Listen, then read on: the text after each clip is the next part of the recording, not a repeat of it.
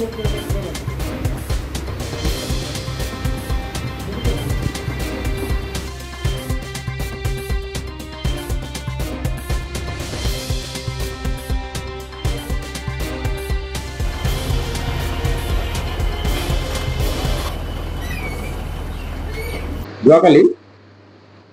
আমাক কেইজনমান চালকে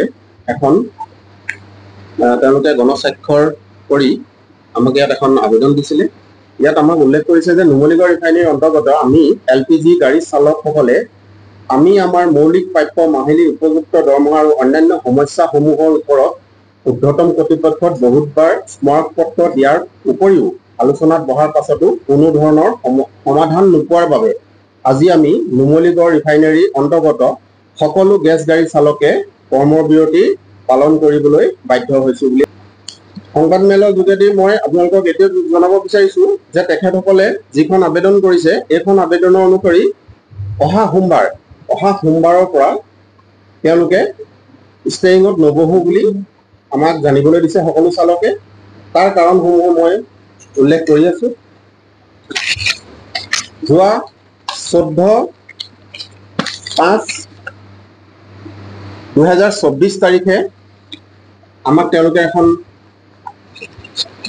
অভিযোগ দিছিলে কিছুমান মৌলিক অধিকাৰ সন্দৰ্ভত, আৰু এখন আমি BPCL গেছ বিভাগ কৰ্তৃপক্ষলৈ আমি প্ৰেৰণ কৰিছিলোঁ। কিন্তু তেওঁলোকৰ সাধাৰণ মৌলিক অধিকাৰ কেইটামান বিচাৰি পেলাই তেওঁলোকে এখন আমাক আবেদন কৰিছিলে। চালকসকলৰ মাহিলী উপযুক্ত দৰমহা দিয়াৰ ব্যৱস্থা কৰা, শৌচাগাৰ প্ৰস্ৰাৱগাৰ বিশুদ্ধ খোৱা পানীৰ ব্যৱস্থা কৰা আৰু মালিক পক্ষৰ দুৰ্ব্যৱহাৰ বন্ধ কৰাৰ লগতে অনাহক চালকক চাকৰিৰ পৰা অব্যাহতি দিয়া বন্ধ কৰা আৰু গেছ এজেঞ্চিসমূহক চালকক নিম্নতম 500 টকা জলপানী এটা দিয়াৰ ব্যৱস্থা কৰিবলৈ অনুৰোধ কৰিছিলে। তো এই সংঘাতত আমি যেতিয়া তেওঁলোকলৈ আমি এখন প্ৰেৰণ কৰিলোঁ, তেওঁলোকে ইয়াৰ পিছতে আমাক 19/6 আমাৰ লগত এখন বৈঠক হৈছিল নুমলীগড় ৰিফাইনেৰীত। এখন নহয়, মই আপোনালোকক জনাব বিচাৰিছোঁ যে এখন নহয়, আমাৰ লগত 3বাৰকৈ আমাৰ লগত বৈঠক কৰিছে বিভাগীয় কৰ্তৃপক্ষই। কিন্তু চালকসকলৰ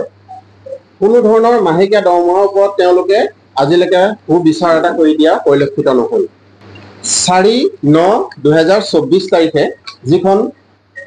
গোলাঘাট জিলাৰ প্ৰতিলিপি গোলাঘাট জিলাৰ DC মহোদয়লৈ দিয়া হৈছিলে, SP মহোদয়লৈ দিয়া হৈছিলে, DGM NRMTক দিয়া হৈছিলে, DGM NRLক দিয়া হৈছিলে, CGM NRL transporter association gas truck আৰু OC NRL ৰুৰেল পুলিচ ষ্টেচনলৈ আমি প্ৰতিলিপি পঠিয়াইছিলোঁ। এইখনত আমাৰ ৰিচিভ কৰা আছে, বিভাগীয় কৰ্তৃপক্ষই ৰিচিভ কৰি দিছিলে আমাক। তেতিয়া তাতে আমি উল্লেখ কৰিছিলোঁ যে 10/9/2024 তাৰিখৰ ভিতৰত যদি চালকসকলৰ এই মাহিলী দৰমহাৰ সমস্যাটো সমাধান কৰা পৰিলক্ষিত নহয়, তেতিয়াহ'লে তেওঁলোকে মৌখিকভাৱে আমাক জানিবলৈ দিছিলে যে তেওঁলোকে গণতান্ত্ৰিকভাৱে আন্দোলনৰ দ্বাৰা তেওঁলোকৰ যি দাবী, সেই দাবী কোম্পানীৰ আগত, গতিকে চালকসকলৰ গণতান্ত্ৰিক আন্দোলনৰ দ্বাৰা কোম্পানীৰ ক্ষয় ক্ষতিৰ বাবে নুমলীগড় ৰিফাইনেৰীৰ টেংকাৰ ট্ৰাক চালক সন্থা কোনো ধৰণে জগৰীয়া নহ'ব বুলি আমি তেওঁলোকলৈ এখন স্মাৰকপত্ৰ প্ৰদান কৰিছিলোঁ। তাৰ পৰিপ্ৰেক্ষিতত যোৱা 16 ছেপ্টেম্বৰ তাৰিখে আমাক জিলা আয়ুক্ত মহোদয়ে আমাক নিমন্ত্ৰণ জনাইছিলে তেওঁলোকৰ লগত আলোচনাত বহিবলৈ। কিন্তু আলোচনাত আমি বহিও তাত কোনো ধৰণৰ আমি সুফল নাপালোঁ। চালকসকলৰ ক্ষেত্ৰত, চালকসকলৰ মাহিলী দৰমহাৰ ক্ষেত্ৰত তেওঁলোকে খালি এটাই কথা ক'লে, এক পক্ষই তেওঁলোকে আমাক বিচাৰ দিয়া আমাৰ অনুভৱ হ'ল। যিহেতুকে কোম্পানী ফেভাৰতে সকলো কথা তেওঁলোকে ক'লে, ড্ৰাইভাৰ চালকৰ ক্ষেত্ৰত কোনো ধৰণৰ কথা নক'লে। আপোনালোকক মই অতি দুখেৰে জনাব বিচাৰিছোঁ, মোৰ ওচৰত এখন খন্তেকতে চালকসকলৰ ওচৰৰ পৰা এখন গ্ৰহণ কৰা যিটো তেওঁলোকৰ মাহিলী তালিকাখন দিছিলে আমাক। কেইবাজনো চালকে 5,000 টকাৰ পৰা 7,000, 6,000, 6,500 এনেকুৱা ধৰণৰ দৰমহাত আজিৰ দিনত ইমান এটা খুব ব্যয়বহুল এতিয়া বস্তুবিলাক, যিহেতু খুব দাম বাঢ়িছে বস্তুৰ, এনেকুৱা সময়তো ড্ৰাইভাৰৰ কিন্তু আজি অতীজৰ পৰাই চলি থকা যিটো দামত আছিলে তাতকে তললৈহে গৈছে। মালিকসকলে হওক বা বিভাগীয় কৰ্তৃপক্ষৰ গফিলতিৰ বাবে হওক, কিন্তু তেওঁলোকৰ দৰমহা বঢ়াক চাৰি দিনক দিনে কমি আহিছে। মই আপোনালোকক এখনো দেখুৱাইছোঁ, 5,000 টকা, 6,000 টকা, 7,000 টকা আজিৰ দিনত এজন চালকে অত্যাৱশ্যকীয় যিটো অতি অত্যাৱশ্যকীয় গেছ চিলিণ্ডাৰ গাড়ী চলায় তেওঁলোকৰ চালকৰ দৰমহা ইমানটো চাওক যিটো সময়ত আপোনালোকে দেখিছে যিটো সময়ত নানান ঠাইত আমাৰ বিদেশত ল'ৰা ছোৱালীবিলাকে পিজ্জা আৰু বাৰ্গাৰ খাই 5,000 6,000 টকা খৰচা কৰে সেইটো সময়ত আমাৰ নুমলীগড় ৰিফাইনেৰী গেছ গাড়ীসকলৰ ড্ৰাইভাৰসকলৰ দৰমহাটো আপোনালোকে চিন্তা কৰি চাওক 5,000 বা 6,000 টকা ইয়াতকৈ লজ্জাজনক কথা কিবা হ'ব পাৰে নেকি আজি মালিকবিলাকে তেওঁলোকে নিজৰ ঘৰৰ নিজৰ ল'ৰা ছোৱালী পকেট খৰচ তেওঁলোকে 5,000 6,000 টকা দিয়ে কিন্তু আমাৰ এই যিবিলাক ঘৰে ঘৰে গৈ পেলাই চৌকা জ্বলোৱাৰ ব্যৱস্থা কৰি দিয়ে গেছ গাড়ী চলাই তেওঁলোকৰ কিন্তু আজিৰ দিনত